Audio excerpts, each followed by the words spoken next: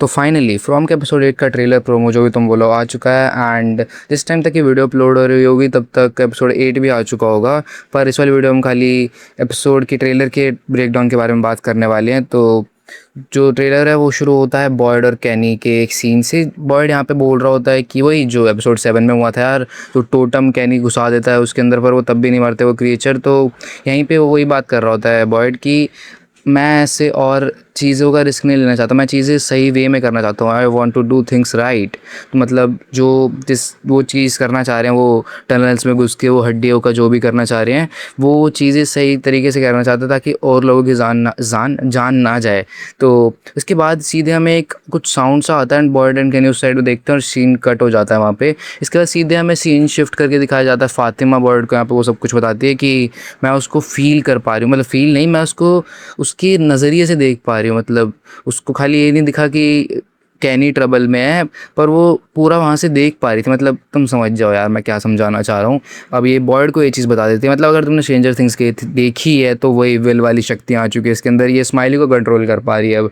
तो उसके बाद सीन शिफ्ट होता है, हमें ईथन, विक्टर और टैबिथा दिखाए जाते हैं।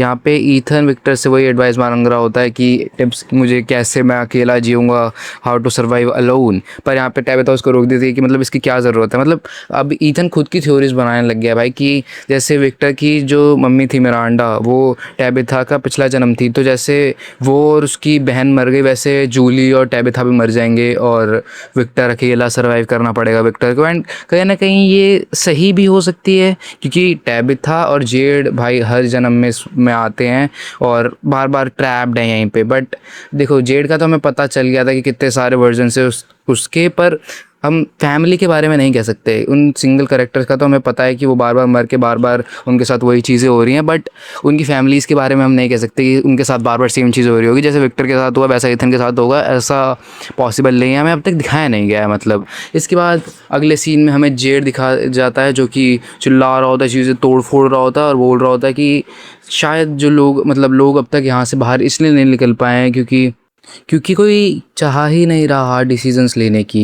No one is ever been willing to make hard decisions in the town, ये कहता है बॉयड जेड यहाँ पे। और कहीं ना कहीं ये बात भी ठीक है क्योंकि आज तक किसी ने ऐसे कुछ रिस्की डिसीजंस नहीं लिए हैं। और हाँ, ये काफ़ी ज़्यादा रिस्की डिसीजन है जो बॉयड और जेड जिस चीज़ पे एग्री करे हैं। इसके बाद पूरा प्रोमो वही पुरानी क्लिप्स पे है, वही पुराने चीज़ें हैं इसमें जो तुमने मेरी पुरानी वीडियोज़ में भी देखी होगी। तो पूरे प्रोमो वही क्लिप्स वगैरह यूज़ करिए काट कूट की। मेन चीज़ यही थी, यहीं पे ये जो एपिसोड की क्लिप्स यहाँ पे एंड हो जाती हैं एंड पूरा पिछली क्लिप्स वगैरह यहाँ पे आ जाती हैं। तो मेन जो ब्रेकडाउन था वो तो यही था। इस एपिसोड के बारे में मेरी एक और थ्योरी है क्योंकि इस एपिसोड का नाम है हैवी इज़ द हेड, पर जो ये पूरा फ्रेज़ होता है ना वो ये होता है कि heavy is the head that wear the crown, मतलब इस पर ज़्यादा रिस्पॉन्सिबिलिटीज़ हो। और इस टाउन में अगर हम देखें तो वो कहीं ना कहीं बॉयड पे पूरा सूट करता है जो स्टार्टिंग से पूरी रिस्पॉन्सिबिलिटीज़ लेके चल रहा है। तो हो सकता है इस एपिसोड में हमें बॉयड के ऊपर कुछ हो रहा हो, मतलब बॉयड पे संकट मंडरा रहा हो ऐसा, मतलब बॉयड पे शायद सेंटर्ड हो ये एपिसोड, या फिर बॉयड के साथ कुछ बुरा, मतलब बॉयड से रिलेटेड होने के काफ़ी चांसेस हैं इस एपिसोड के। एंड आई होप तुम लोगों को वीडियो अच्छी लगी तो लाइक कर देना, चैनल पर तो सब्सक्राइब कर देना। और हाँ, काफ़ी टाइम बाद आ रही है वीडियो क्योंकि पता नहीं भाई यूट्यूब को क्या दिक्कत है, वैसे हर 2 मिनट में मेरा चैनल हटा देता है, बार बार मुझे उसको वेरीफाई करना पड़ता है एंड इस बार बहुत ज़्यादा टाइम लग गया। तो बाय। Okay, let's go.